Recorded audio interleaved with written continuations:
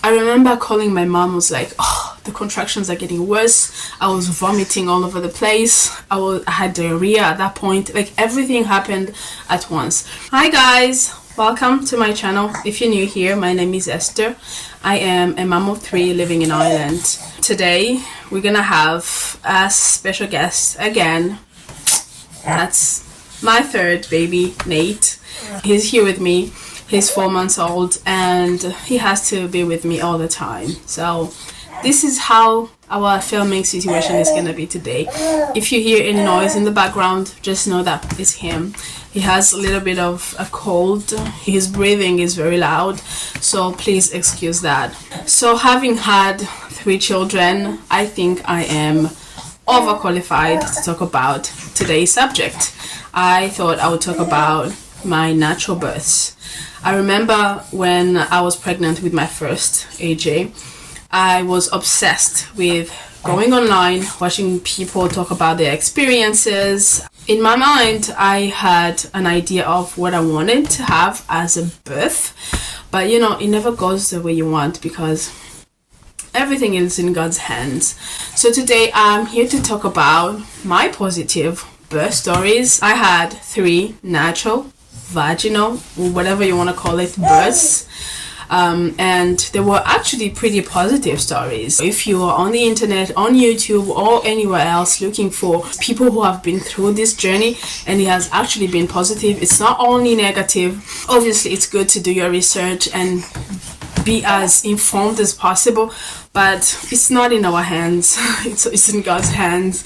I had my first child right at the beginning of the pandemic. He was born in March 2020, and that on its own is its own experience because I never expected to have a baby in such a crazy time. But as far as the birth is concerned, it was pretty positive. My water broke at 5:20, very early in the morning. I was sleeping and I heard something, just a little weird noise, and then there was a warm liquid coming out. In my mind, immediately I was like, oh my goodness, I just wee-weed myself. Like, this is crazy. I was sleeping, mind you, but when I got up, it kept coming out. Not the dramatic movie like the water splashes, no, it was more like a consistent flow of water, clear water. And I remember touching my husband, like, I was like, babe, I don't know if I just wee-weed myself or if I just lost my waters, but something is happening. I got out of bed, stepped down, and then it kept coming, and we were like, ooh, I think it's happening.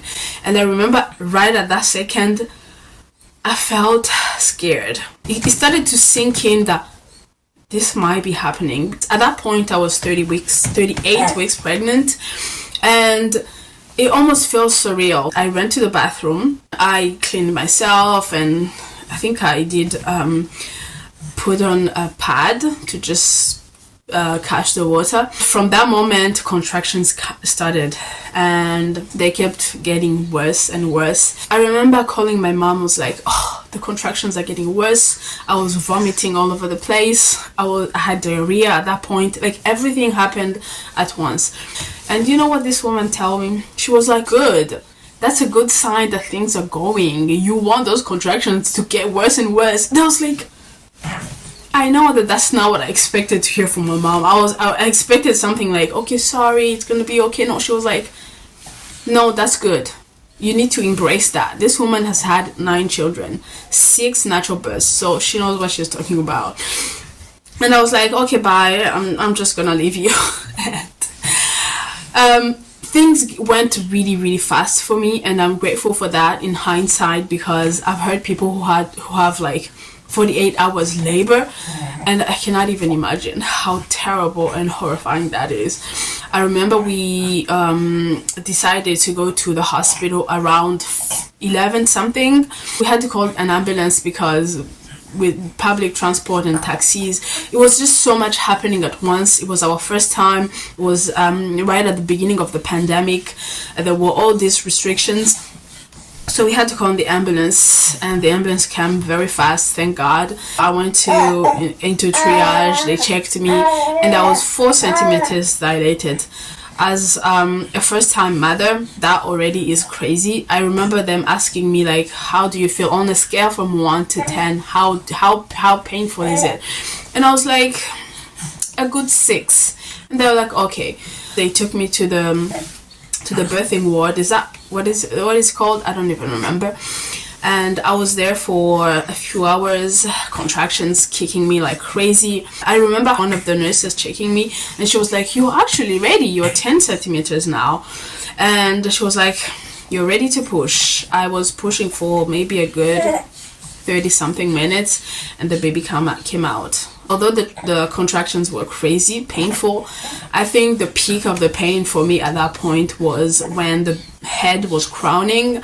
That's when I felt like, okay, it feels like I'm about to burst. Like, that's the feeling. It was very hot, and I felt like a huge watermelon was coming out of my JJ, as we say, me and my girl, Tali. Although the contractions are crazy painful, but they were not surprisingly as painful as the crowning. The crowning to me was honestly crazy. It was so painful. I had a 2nd-degree tear. They stitched me up, and that was it.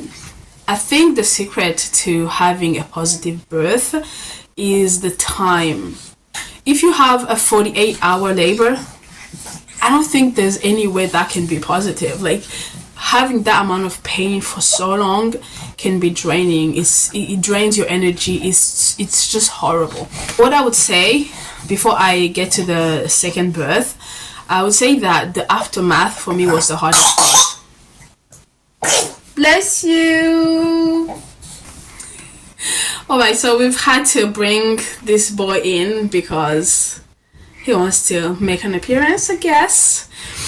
Anyway, so I was saying that the aftermath for me was the hardest part, the healing of the stitches, and also our baby had all kinds of issues, so it was hard, it was rough. But the birth itself, honestly, it was fast and easy. A tip that I would give to any mothers, if you can have support after birthing a baby, that's the best thing you can do for yourself. For me, I didn't have any support, and it turned out to be the worst time of my life.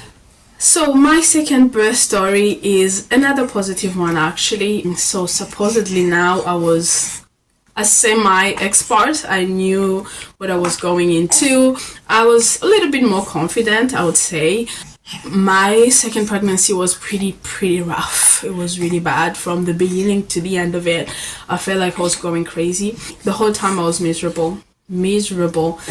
So after the pregnancy, the birth was very fast. Like, this is the time where I experienced the fastest birth. I woke up, I went to the kitchen to make breakfast for my son and myself and my husband, and while in the kitchen I started feeling some things in my stomach. You know, when you've been through contractions and labor, you know how it feels. It feels different from anything else. I had a few Braxton Hicks here and there the previous couple of weeks, but that day it felt different. Bless you. I was standing in the kitchen and I'll be like, oh, that is painful, I need to hold on to something. I would hold on to the countertop or the fridge, weirdly, and that's how I knew that, yeah, it's coming. So I remember calling my husband. He had just woken up, normal day to go to work, and I called him. I was like, I think something is happening. Thank God he works from home, so he came down immediately, and he saw that a contraction would come and I would need to hold on to him very tight, and he was like, yeah, this is it. He had to rush our son to a friend's home. Then when he came back, I felt like, okay, I think we actually need to go. Immediately we had to go to the hospital, because at that point I was like, it seems like my births are very fast. I don't have very long labors. I was checked again in triage and I was 3 centimeters dilated, and they were like, okay, we're gonna transfer you to the labor ward. I kid you not, when I got to the labor ward, I feel like with every step that I took, the contractions got worse and worse. It's crazy because 3 centimeters is usually pretty low. You are not yet at the stage of screaming in pain, but I was literally screaming. I could not walk at that point. And when I got to the laboring bed, whatever it's called, I really don't remember, the midwife brought the little hook. There's this hook that they use to break your waters, because by that point my waters were not broken yet, but I was having these crazy contractions. When she brought the hook, I had this huge contraction and immediately my waters broke naturally. After the water broke, the next contraction, literally the baby came out. She came out flying. That was a crazy birth. I spent the following maybe 2 to 3 minutes in shock. I was looking a bit crazy. I remember the nurse asking me like, "Are you okay? You seem like you're in shock." And I was indeed in shock. It was crazy. I had a second degree tear again. They had to stitch me up. That was probably the worst part yet again. I don't know why this part is usually more painful for me than the contractions. I have no idea. I don't know if I'm the only one. If you've had that kind of experience as well, please comment down below and let's talk about it, because for me the stitching and the numbing and everything is always more traumatic for some reason. So that was my second birth. The aftermath, I think this time I was a little bit more confident, although my second baby Tali had the most terrible colic. The first 4 to 5 months she was a very unsettled baby. She would scream and scream. I even took her to the GP at some point to make sure that she didn't have ear infections or anything like that, and she was fine, but she was a very unhappy baby because of colic. So the aftermath again was the most painful for me, but the birth itself, it was pretty positive. The baby just came flying out and we were sent home a day after that, I believe. Yeah. Now, as far as my most recent birth, this boy is 4 months old now. He's getting so big. Look at him. Oh, you're so cute. So as far as his birth is concerned, it was the most positive of all of them. I lost my waters at 3 in the morning. So that was crazy. And now, having been through this a couple of times, I knew that I should not stay home after my waters broke, because these babies just come out very fast. We didn't have childcare for our 2 children, so that was kind of quite a very stressful time for us, because it was 3. We were calling everybody, we knew everybody was sleeping.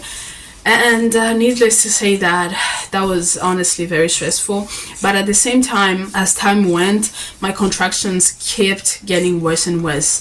I knew that I could not stay home for too long. So we had to rush and go to the hospital. Already I was vomiting all over the place. I remember in the car, we kept having to pull over so I can vomit. And then we would have to keep going. I got to triage. They checked me. I was, I believe, 4 centimeters again. But again, I was really screaming in pain, like the craziest pain. In my opinion, 4 centimeters is not like up there. You don't feel like crazy pain at 4 centimeters. Yes, it's painful, but as somebody who's been there before, it shouldn't hurt that much. They transferred me to the laboring ward on a wheelchair because, again, I could not walk. I was in so much pain. The midwives were waiting for me in the laboring ward. I remember they told me, okay, step up on the bed. I take 1 step, get to the bed. I got on my knees and on all 4s, and then immediately I felt the need to push. And the midwives went in there and they were like, oh yes, the baby is actually coming. At 4 centimeters. I don't know how that goes so fast. I started pushing. I think within 3 pushes, I remember looking to my husband, who was literally by my side. He had this very nervous look. I was like, this man is looking nervous. Why? We've been here before. This is not new to us. 3 pushes, the baby just came out like that. And the craziest thing is, I didn't tear this time. My theory is, when you give birth on all 4s, it's so much easier because of gravity. The baby just comes down naturally. and you don't need to tear. I don't know. I tore with my first two because I birthed on my back, but this time on all fours, the baby comes out. And by the way, he was my biggest baby and I didn't tear. So how do you explain that? So my theory is all fours is the easiest if you don't want to tear. This has been my fastest recovery. And another thing, I was blessed this time. My mother was able to come. Both my first and my second, my mother or any of my family members were not able to come for various reasons. But this time my mother was able to come, and this has been the smoothest postpartum by far. She was here for almost 3 months. It was the smoothest, it was the easiest recovery, and I'm grateful. So there you go. Those are my positive birth stories. And honestly, we are all strong women. Like, if you can carry a baby for 9 months and birth that baby and bring that amazing human being into this world, you are a hero. For any woman out there who's looking for reassurance, you need to hear it from people who have been through it. They have survived, they have their beautiful babies. I'm one of those people, and I can tell you, you are capable. God created our bodies to do this. Literally, you are phenomenal. You are amazing. Your body is amazing. It is built to bring these babies into the world. So don't believe all the crazy things you see that it's not possible.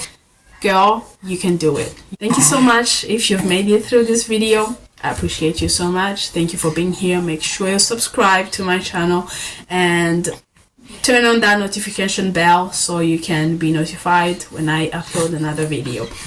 Ciao!